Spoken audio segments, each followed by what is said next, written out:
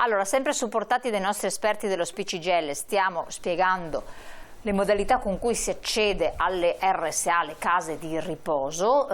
Poi importantissima è questa scheda, come si chiama, scheda SVAMA, in cui viene segnato il punteggio di invalidità della persona, perché sulla base di questa scheda c'è anche un punteggio per accedere in una graduatoria alle case di riposo. Più alto è il punteggio, più si accederà facilmente alla struttura con un contributo economico anche più importante, giusto?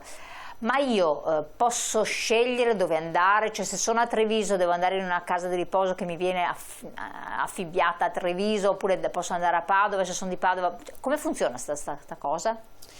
Allora, questo è importante, perché una volta che ho in mano la scheda di valutazione che mi dice il mio grado, no? Certo. di invalidità o di non autosufficienza, sono io che decido, io intendo io utente o io famiglia, insomma, sì, no? Che decido dove andare a spendere, diciamo, no? Dove utilizzare questa mia SVAM, questa mia scheda, questo mio punteggio. Dove andare a ricoverarsi anche la persona. In linea di massima, allora si può andare anche in un'altra ULSS, no? Perché chiaramente, o un'altra provincia, non è vietato, però è sempre preferibile, e comunque vediamo che è quello che avviene, vicino a casa, vicino a casa, vicino ai familiari, vicino a quello, no? Perché non è che viene certo, l'utente, il cittadino entra in una casa di riposo e viene abbandonato lì, anzi insomma è proprio l'esatto contrario, quindi di solito la famiglia, insomma, comunque sceglie il luogo dove andare e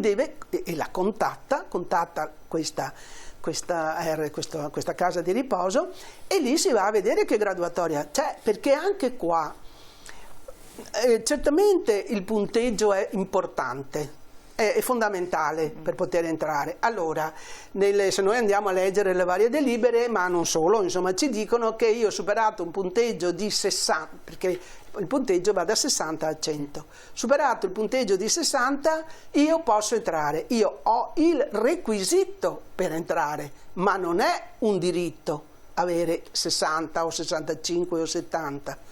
Chiaro, ho il requisito, quindi con quello posso, no? Se ho superato i 60 punti, la mia, adesso 65 certo, punti vuol dire che c'è una non autosufficienza non gravissima, però c'è, è stata riconosciuta.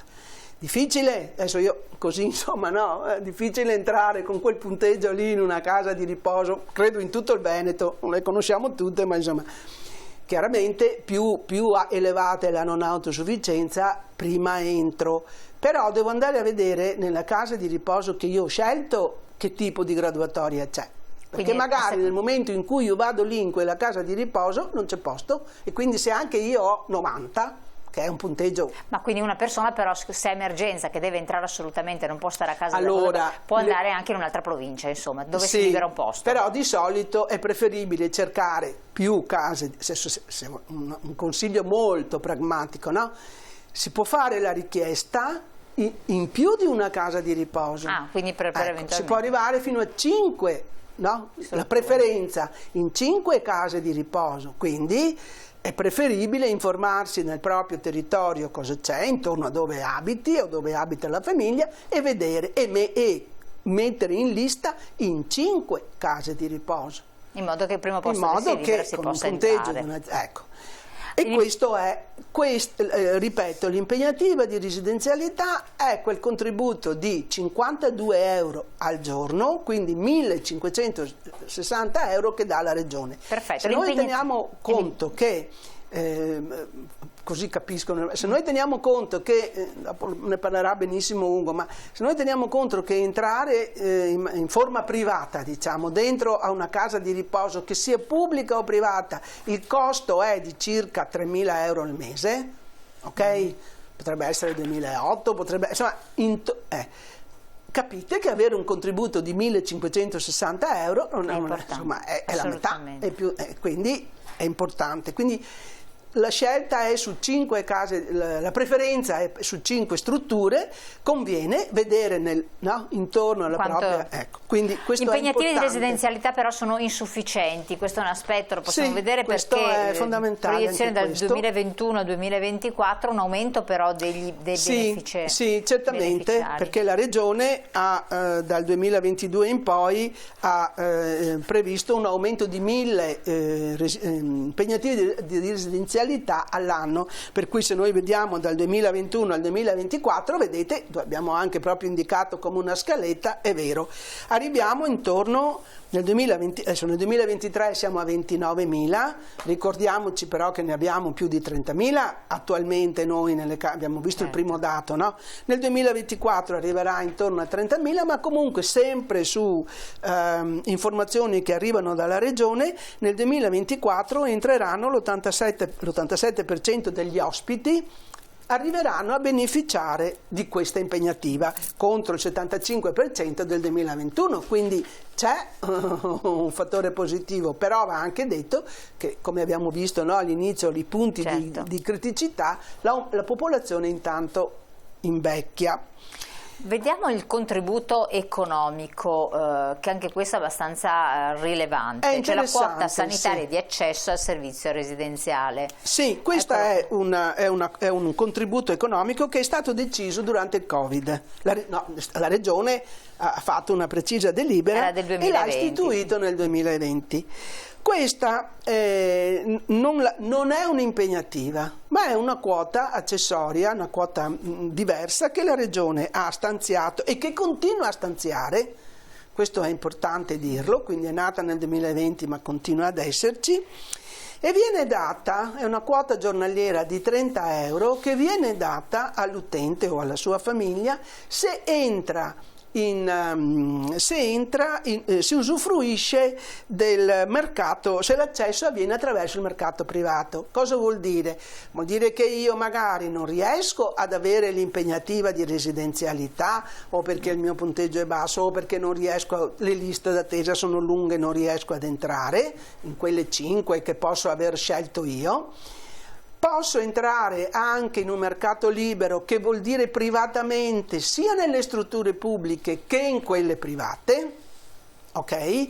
Ma entro pagando la quota intera, circa 3.000 euro che dicevamo prima. Quindi questi 30 euro sono 300 euro, sono 900 euro al mese, che chi entra nelle strutture private senza residenzialità possono ricevere, quindi un aiuto che viene dato. Questo allora entra non seguendo le liste d'attesa, basta che ci sia un posto letto libero, naturalmente, perché ovvio, questo è ovvio, credo che questo sia ovvio, e però non viene assegnato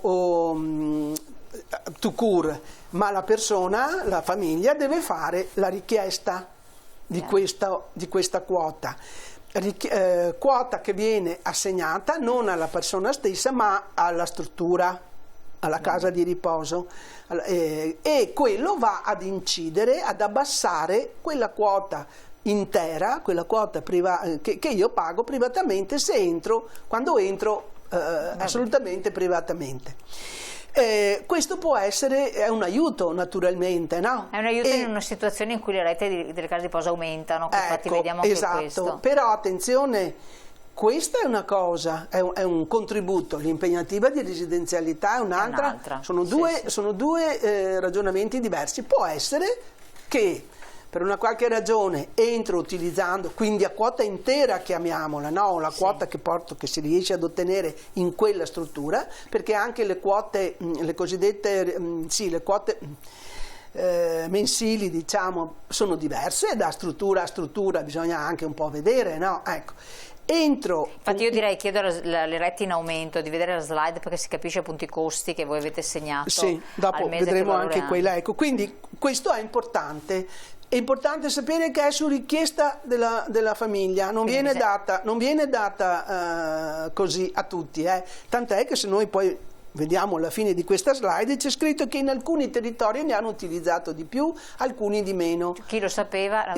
Probabilmente noi pensiamo proprio legato al fatto di chi lo sapeva e chi no, quindi è importante tenere conto anche di... Naturalmente se c'è un aggravamento e poi successivamente la stessa persona che è dentro in quella casa di riposo riesce ad avere l'impegnativa di residenzialità, ecco che allora si perde questa e si prende, cioè certo, è importante, insomma, è un mondo che è importante conoscerlo, perché ci possono, insomma, nelle difficoltà ci possono essere degli aiuti. Io terminerei davvero facendo vedere la slide dei centri servizi, dei nostri centri servizi, quali sono in Veneto. Veneti, sì. Eccolo qua, abbiamo un totale di 339 centri servizi, di cui 206 privati e 133 pubblici. Lì poi nella slide li vediamo anche suddivisi per provincia, ed è interessante vedere, insomma, la proporzione, no? Non tutte le province, ci sono certe province che hanno molte case private, case di riposo private, altre, insomma, dove c'è una ma sostanzialmente l'importante è che ci sia il contributo della regione, perché il contributo della regione, l'impegnativa, perché tanto anche nel pubblico devi pagare.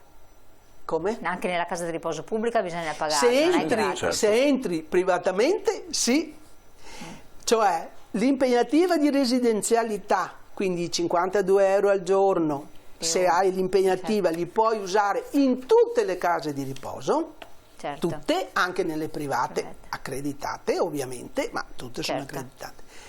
Se entri privatamente, cioè pagando la quota intera, puoi entrare in tutte le strutture, perché anche le pubbliche possono avere posti letto privati. C'è quindi una quota di passetto. La differenza sta naturalmente nella retta che pago. Nel quanto si può mettere a disposizione. Quindi è importante capire tutti i percorsi e capire tutti i vari segmenti. Grazie Ivana, allora passiamo subito alla pubblicità, diamo la parola dopo la pubblicità a Ugagiolo, perché vediamo anche il discorso dell'aumento delle rette che in ogni caso c'è, e un po' il sindacato che cosa chiede. Pubblicità, pochi secondi, restate con noi, canale 19.